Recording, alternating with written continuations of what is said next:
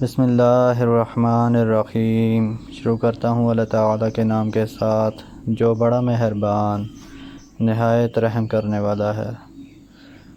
حضرت انس رضی اللہ عنہ کہتے ہیں کہ نبی اکرم صلی اللہ علیہ وآلہ وسلم کہتے تھے اللہم انی اعوذ بک من البرص والجنون والجذام ومن سیء الاسقام۔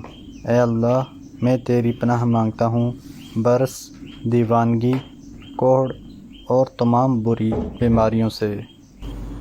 حضرت ابو سعید خدری رضی اللہ عنہ کہتے ہیں کہ رسول اللہ صلی اللہ علیہ وآلہ وسلم ایک دن مسجد میں داخل ہوئے تو اچانک آپ کی نظر ایک انصاری پر پڑی جنہیں ابو امامہ رضی اللہ عنہ کہا جاتا تھا۔ آپ صلی اللہ علیہ وآلہ وسلم نے ان سے کہا ابو امامہ، کیا وجہ ہے کہ میں تمہیں نماز کے وقت کے علاوہ بھی مسجد میں بیٹھا دیکھ رہا ہوں؟ انہوں نے عرض کیا اللہ کے رسول، غموں اور قرضوں نے مجھے گھیر لیا ہے۔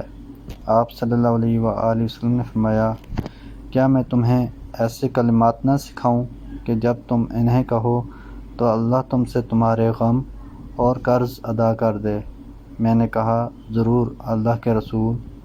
آپ صلی اللہ علیہ وآلہ وسلم نے فرمایا صبح و شام یہ کہا کرو اللہم انی اعوذ بک من الہم والحزن واعوذ بک من العجز والکسل واعوذ بک من الجبن والبخل واعوذ بک من غلبۃ الدین وقہر الرجال۔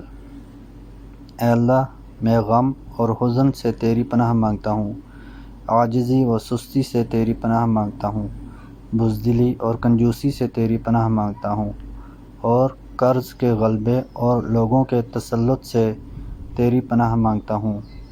ابو امامہ رضی اللہ عنہ کہتے ہیں میں نے یہ پڑھنا شروع کیا تو اللہ تعالیٰ نے میرا غم دور کر دیا اور میرا قرض ادا کروا دیا۔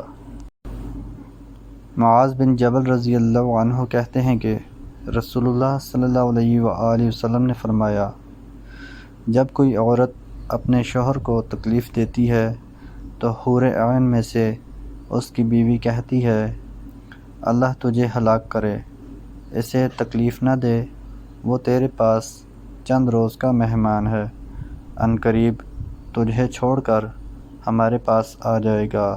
محترم دوستو، اللہ تعالیٰ سے دعا ہے اللہ تعالیٰ ہمیں ان حدیث پر عمل کرنے کی توفیق عطا فرمائے، اللہ تعالیٰ ہمیں دونوں جہانوں میں کامیابیاں عطا فرمائیں، آمین یا رب العالمین۔ ویڈیو کو ثواب کی نیت سے زیادہ شیئر کریں۔ جزاکم اللہ خیرا کثیرا، والسلام علیکم ورحمۃ اللہ وبرکاتہ۔